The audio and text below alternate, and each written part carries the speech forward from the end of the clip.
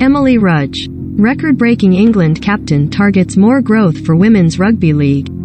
England women captain Emily Rudge speaks to Sky Sports as she prepares to lead the team in this weekend's test match against France. Watch Saturday's international double-header at the Halliwell-Jones Stadium live on Sky Sports Arena from 3 p.m. Versatility is a key asset for any player in modern-day rugby league, although there are perhaps few who have made the transition from scrum half to second.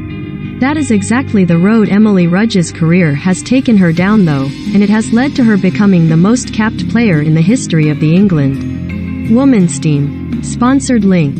If you'd rule Thailand, this game simulates geopolitical conflicts. Conflict of Nations. Recommended by. On Saturday, Rudge will extend that record to 26 caps when she leads out England in their test match against France, live on Sky Sports, and the St. Helens. Playeress in no doubt those early experiences in the halves have helped her in her role in the pack. Beavers among 4 Rhino stars added to England women's squad. Can Macalorum force way into England World Cup reckoning? Different band, but song remains the same for Hanley. When I was younger, I was quite quick and a bit more agile, and played that role because I was the more experienced player in my girls' team, Rudge told Sky.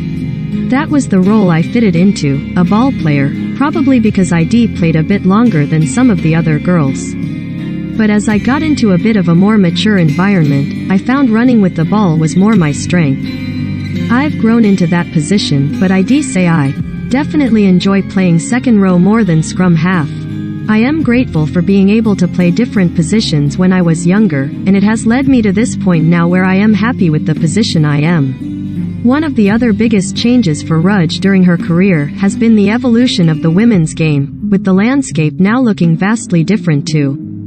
When she made her England debut as a 16-year-old at the 2008 World Cup in Australia. Much of that time has seen a slow evolution, but recent years have seen rapid growth on these shores on the back of the launch of the Women's Super League in 2017, with Rudge and her St. Helens teammates now the standard bearers in that competition. The England women's team now have regular training camps outside of matches too, and this year's Rugby League World Cup will see them front and center alongside the men's wheelchair tournaments, including the final being played at Old Trafford.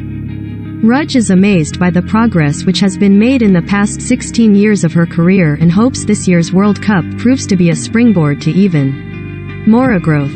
The women's game has grown massively, and I've been lucky enough to grow up inside that evolving environment, Rudge said.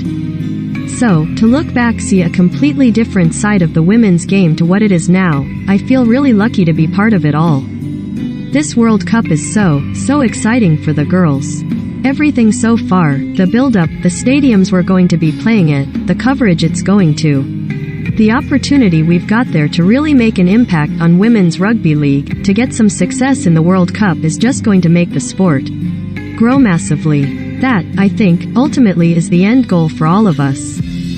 Twitter. Due to your consent preferences, you're not able to view this.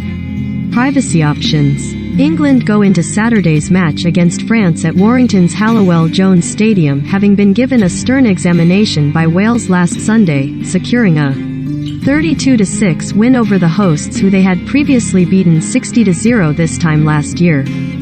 That notable improvement from Wales 12 months on from their first test match is, Rudge believes, another sign of the progress being made, and she expects old rivals France to give England a tough workout this weekend too.